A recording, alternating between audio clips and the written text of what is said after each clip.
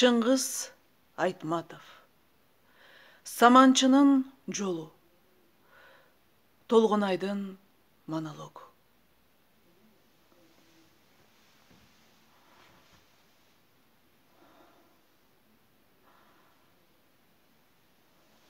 Амансың ба? Куттуу талаам.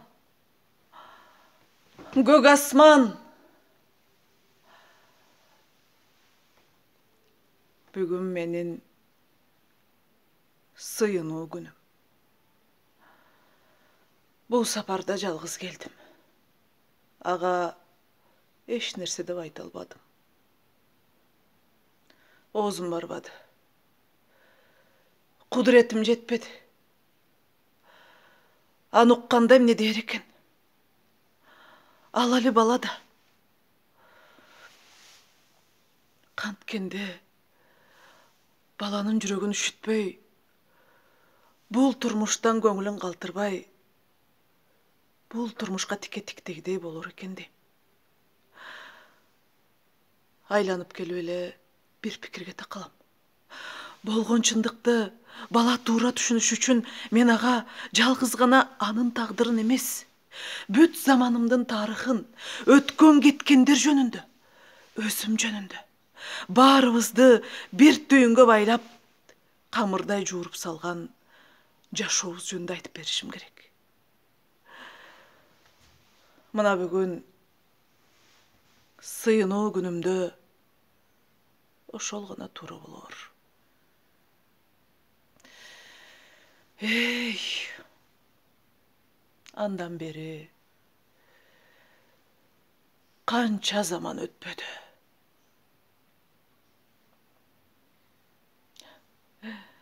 Ошол жылы орок тартып жүрүп Субанкулга жолукпадымбы? Субанкул. Биз дагы эл катары жер айдап, эгин өстүрсөк, кырман бастырсак, бакыт талай ошол эмеспи? Анан эмне? Тилегибизге жетпей калдыкпы? Жеттик. Эң башкысы 3 уулду болдук. Ооба. Удаалаш 3 уулду болдук. Үчөө бирдей бой жетти. Тун уулум Касым, ортончум Майсалбек, кенжем Жайнагым.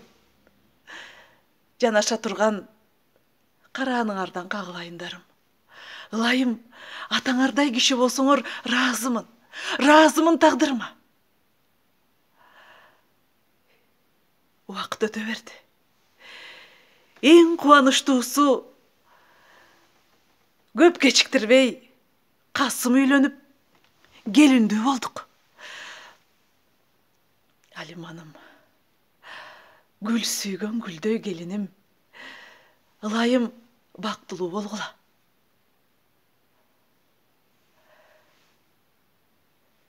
Ошол жыл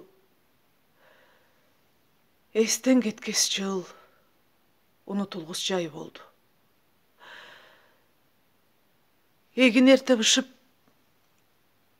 орок башталган. Согуш. Кандайча согуш? Кантип согуш? Эмне үчүн согуш? Адамзаттын үрөйүн учурган согуш аламаты башталды.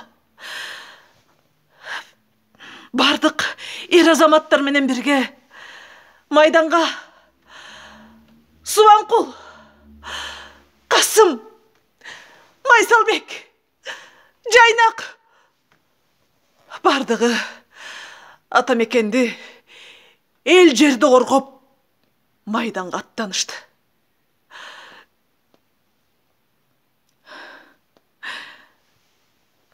Ошол жылы чачымды бозгуроо чалбадыбы?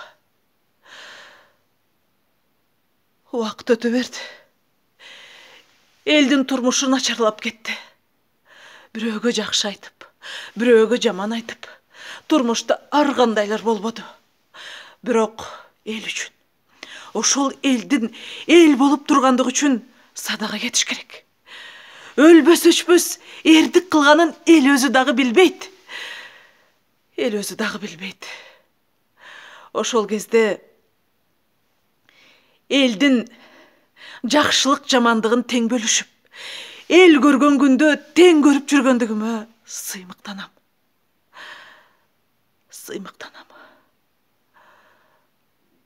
Арадан убакыт өтө берди.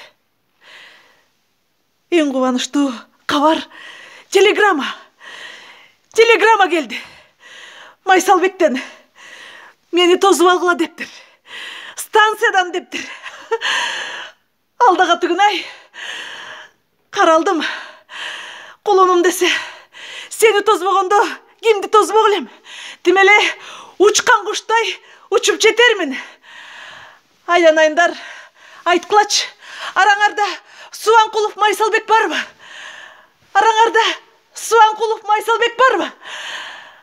Айткылачы, Субанкулов Майсалбек! Апа! Майсалбек!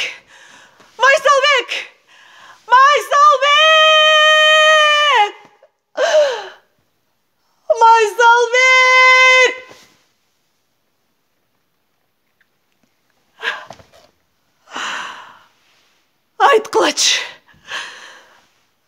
кайсы аманда, кайсыл эне өз баласын бир көрүүгө зар болуп, көзүнөн кан чачырап, кыйкырыгы таш жарып, жол тосту эле. Эмесе, ошентип жол тоскон эненин эң акыркысы мен болоюн. Ылайым мен сыяктуу темир жолду кучактап какшаган эне болбосун. Балам, эсимде.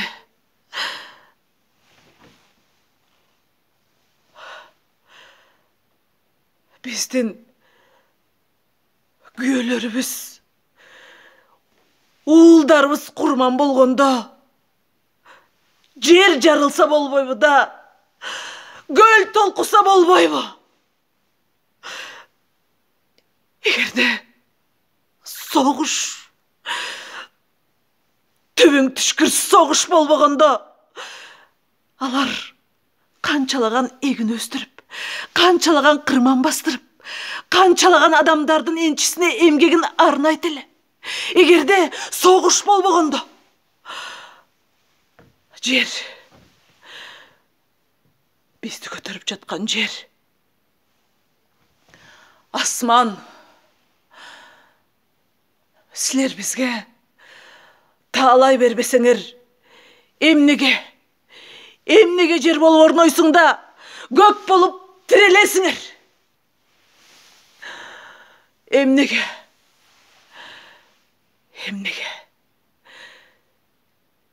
Биз бул дүйнөгө жаралабыз.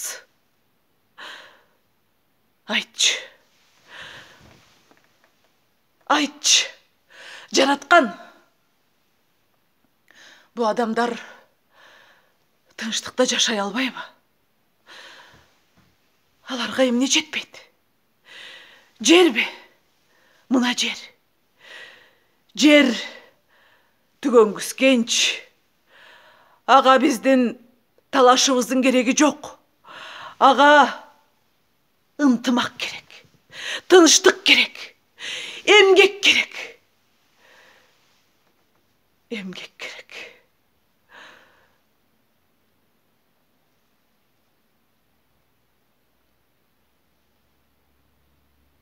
Карачы, асманда күн жаркырап тийип турса, моминтип талаада гүлдөр жайкалып өсүп турса, эми алар эч качан келбейт.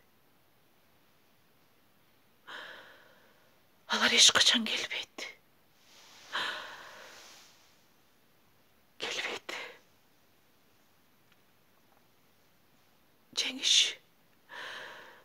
Жеңіш. Сенсің бе? Жеңіш. Сен келдің бе? Жеңіш. Сенсің бе? Жеңіш. Жеңіш.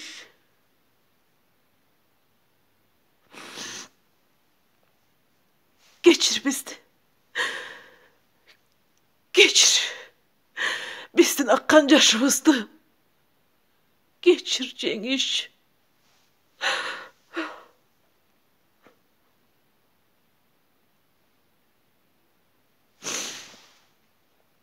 Ой, тұрмыш ай.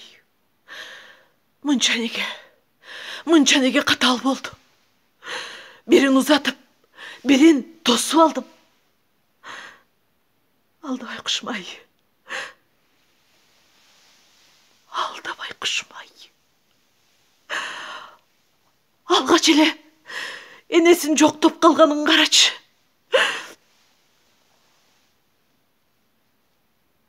Аман қалды. İçer суысы бар екен.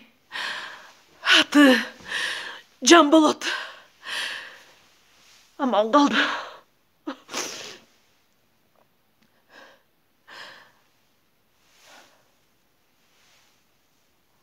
Бүгін менен сыйыну күнім. Бүгін мен Суанқұлды, Қасымды, Майсалбекті, Жайнақты, Алиманды ескере тұрған күнім. Уағы келгенде Жанболотқа бардығын түшіндіріп берем. Есі болса түшінер. А башқа адамдарға қантип айтам. Ей адамдар, менің сілерге айтар сөзім бар. Менің сілерге айтар кебім бар. Ей, асманда жарқыраған күн, нұрың төгіп, сен айтқын. Ей, сапар тартқан бұлыттар, ар бір тамчың менен нөшірліні төгіп, сен айтқын.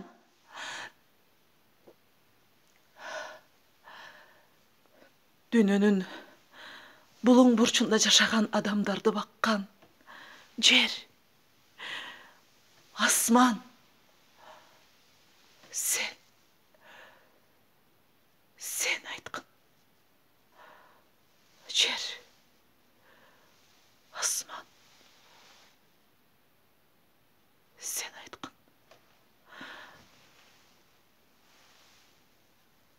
Сен айтқын.